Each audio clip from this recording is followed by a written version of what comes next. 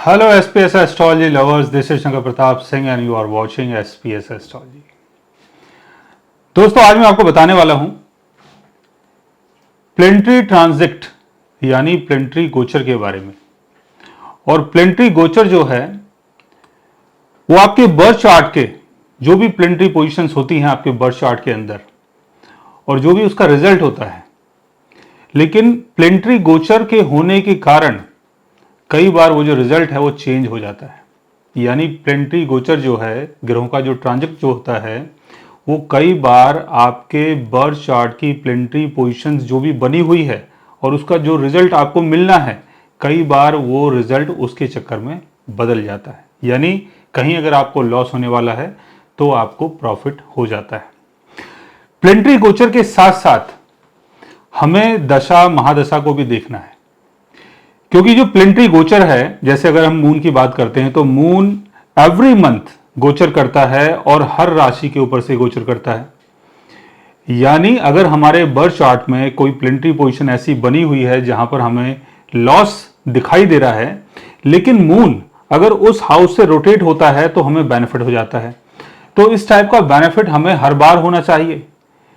यानी every month जिस दिन मून उस राशि से गोचर हो रहा है, जिस राशि से हमें लॉस होने वाला है, यानी जो प्लेनेट उस राशि में बैठा हुआ है जहां से मून रोटेट हो रहा है, अगर उस प्लेनेट की पोजीशन ठीक नहीं है हमारे बर्थ चार्ट में, लेकिन मून का रोटेशन उसको अगर अलग तरीके से चेंज कर देता है, तो ये जो चेंज है ये हर महीने होना चाहिए।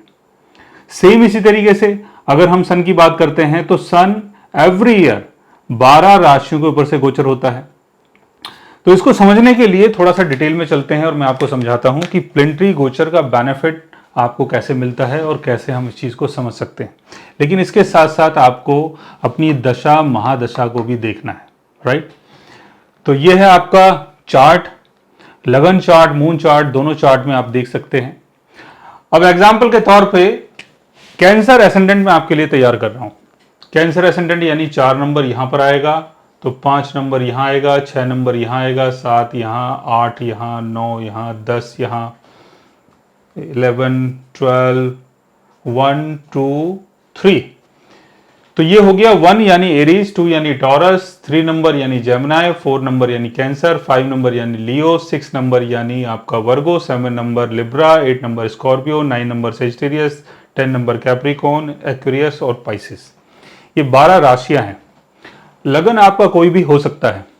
अब इस जो 12 राशि जो है, यानी ये जो लगन है, इस लगन के अंदर हम कुछ प्लेनेटरी पोजीशन ऐसी बनाते हैं कि जहां पर प्लेनेट अपनी वीक पोजीशन में हो। जैसे कैप्रिकॉर्न साइन के ऊपर जुपिटर की प्लेसमेंट करते हैं। जुपिटर अगर कैप्रिकॉर्न साइन में होगा तो अपने डेबिलिटेशन में होगा।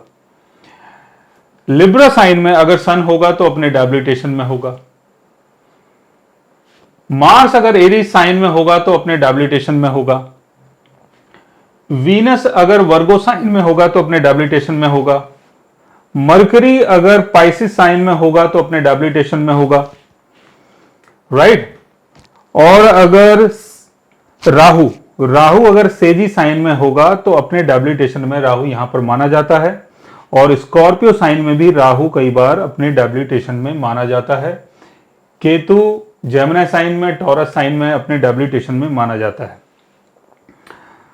तो इस तरीके से हम चीजों को समझने की कोशिश कर रहे हैं कि हमारे चार्ट में मान लेते हैं कि ऐसी पोजीशन है, कोई भी प्लेनेट जो बैठा है अलग अलग राशियों में, वो अपने डेबिलिटेशन में है, वीक पोजीशन में है। अगर डेबिलिटेशन में नहीं भी है लेकिन वीक पोजीशन में है, एनिमी साइन में प्लेस्ड है। लेकिन प्लेनेटरी गोचर यानी ट्रांजिट कैंसर एसेंडेंट वालों के लिए, अगर सन का ट्रांजिट अगर लियो साइन से हो रहा है तो सन यहां पर अपने ऑन साइन में आ रहा है। लेकिन सन अगर ट्रांजिट होता है 4th हाउस से, यानी लिब्रा साइन से, जब भी सन ट्रांजिट होगा तो सन अपने डेबिलिटेशन में होगा। और आपके चार्ट में सन यहां पर ऑलरेडी अपने डेबिलिटेशन में है, तो यहां पर आपको सन के कारण काफी लॉस हो सकता है।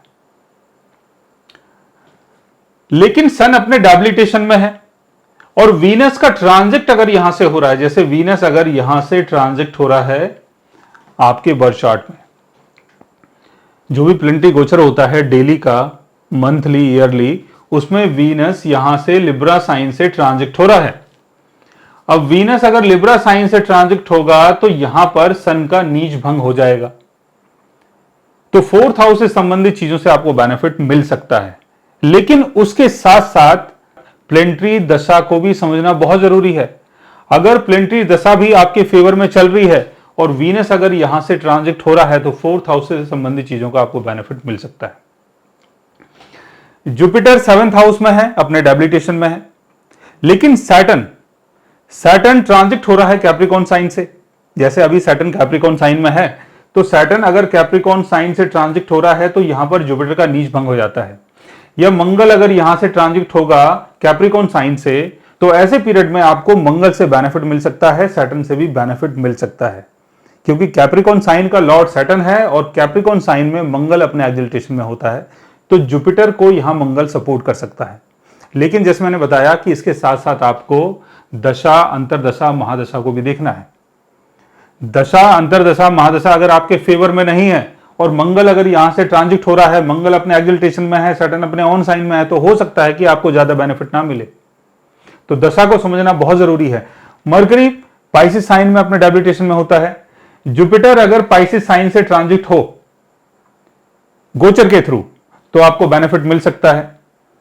वीनस अगर पाइसिस साइन से ट्रांजिट हो गोचर के थ्रू तो आपको बेनिफिट मिल सकता है, क्योंकि वीनस पर अपने एक्सिलरेशन में होगा और मरकरी ऑलरेडी अपने डेबिलिटेशन में है, तो मरकरी का यहां पर नीच भंग हो जाएगा, क्योंकि वीनस की इसको सपोर्ट मिल सकती है। तो यहां पर आपको बेनिफिट मिल सकता है, लेकिन बेनिफिट आपको जब भी मिलेगा जब आपको यह देखना है कि आपके बर्थ चार्ट में कौन सी दशा चल रही है। दशा का फेवर होना भी बहुत जरूरी है। दशा अगर आपको फेवर करती है और आपके चार्ट में अगर प्लेनेटरी पोजीशन बहुत वीक है, लेकिन गोचर के थ्रू अगर ऐसे चांस बन रहे हैं कि वो जो प्लेनेट है उसको स्ट्रेंथ मिल रही है और दशा भी अगर आपको फेवर करती है, तो आपको उस हाउस से संबंधित चीजों का बेनिफिट मिल सकता है जहां पर कोई प्लेनेट अपने डेबिलिटेशन में है या वीक पोजीशन में है। वीक पोजीशन का मतलब हो गया अगर प्लेनेट अपने एनिमी साइन में है, कंबस्ट है, डेबिलिटेशन में है, वीक पोजीशन में है, राहु शनि केतु के साथ बैठा हुआ है, लेकिन दशा अगर आपको फेवर कर रही है और प्लेनेटरी गोचर भी अगर अच्छा है, जैसे मैंने यह बताया कि मंगल यहां पर अपने एक्सिलरेशन में होगा और सैटर्न अपने ऑन साइन में होगा। अगर मंगल और सैटर्न अगर यहां से ट्रांजिट हो रहे हैं या मंगल या सैटर्न ट्रांजिट हो रहा है तो आपको बेनिफिट मिल सकता है। तो इस तरीके से आप समझ सकते हैं आपके बर्थ चार्ट में जो भी प्लेनेटरी पोजीशन होती है, प्लेनेट चाहे कितनी भी वीक पोजीशन में हो, लेकिन ग्रहों के गोचर के दौरान आपको उस चीज का बेनिफिट मिल सकता है, लेकिन उसके लिए हमें प्लेनेटरी दशा को भी समझना बहुत जरूरी है। सो गाइस, आज मैंने आपको बताया प्लेनेटरी गोचर के बारे में। अगर आप भी जानना चाहते हैं किसी ऐसी चीज के बारे में तो उसके लिए आप हमारे चैनल को सब्सक्राइब कर सकते हैं, और अगर आप हमसे बात करना चाहें, कंसल्ट करना चाहें, पर्सनली हमसे मिलना चाहें, तो आप हमारी वेबसाइट के थ्रू, हमारे ऐप के थ्रू हमसे मिल भी सकते हैं, बात भी कर सकते हैं, और गाइज आप हमसे कंसल्ट भी कर सकते हैं। So guys, take care, love you all and good bye.